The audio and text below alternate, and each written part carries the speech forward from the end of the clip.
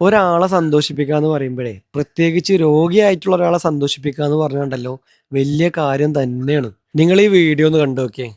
ആ പാവത്തിന്റെ മുഖത്തേക്ക് നോക്കുമ്പോൾ തന്നെ നമുക്കൊരു സങ്കടം വരുന്നില്ലേ?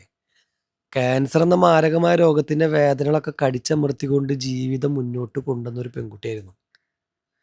ഇന്നലെ ആ കുട്ടിയുടെ ബർത്ത്ഡേ ആയപ്പോൾ അവിടെയുള്ള ആളുകളൊക്കെ കൂടി അതിനൊരു സർപ്രൈസ് കൊടുക്കുകയാണ്. ഒരു കേക്ക് മുറിച്ചിട്ട്.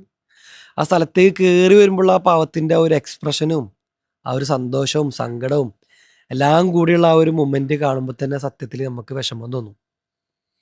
എന്താ വെച്ചാല് ആ കുട്ടി ഇന്ന് ജീവനോടെ ഇല്ല. ഇന്നലെ അത്രയും സർപ്രൈസ്ഡ് ആയിട്ട് ആ കേക്കൊക്കെ മുറിച്ച് അത്രയും സന്തോഷിച്ച് വന്ന ഒരു പെൺകുട്ടി എത്രയോ മണിക്കൂറുകൾക്ക് ശേഷം മരണത്തിന് കീഴടങ്ങിയെന്നാണ്. ഒരുപക്ഷെ ആ കുട്ടിയുടെ ജീവിതത്തിൽ ഒരിക്കലും മറക്കാൻ കഴിയാത്തതും മരണത്തിന് തൊട്ടു മുന്നേ ആ കുട്ടി ഒരുപാട് സന്തോഷിച്ച ഒരു നിമിഷം ചിലപ്പോൾ ഇതായിരിക്കും. ഒന്ന് ആലോചിച്ച് നോക്ക്. ആ കുട്ടി ഒരിക്കലെങ്കിലും ചിന്തിച്ചിട്ടുണ്ടാവോ ഞാൻ നാളെ മരണപ്പെടും എന്നുള്ളത്? അതാണ് ഒരു മനുഷ്യന്റെ ജീവിതം. അവന്റെ ആയുസ് എത്ര വരെ ഉണ്ട് നമുക്ക് ആർക്കും അറിയില്ല. ആരെ എപ്പോൾ എവിടെ എങ്ങനെ വെച്ച് മരിക്കും എന്നൊന്നും നമുക്കറിയില്ല. ഒരിക്കൽ പോലും ചിലപ്പോൾ ചിന്തിച്ചിട്ടുണ്ടാവില്ല ഞാനിങ്ങനെ മരണപ്പെടും എന്നുള്ളത്. അതിന്റെ ശരീരത്തിന്റെ വേദനയേക്കാൾ കൂടുതൽ അതിന്റെ മനസ്സിന്റെ വേദന എത്രത്തോളം ഉണ്ടായിട്ടുണ്ടാവും അല്ലേ? എന്തായാലും പടച്ചോൻ പൊരുത്തപ്പെട്ടു കൊടുക്കട്ടെ.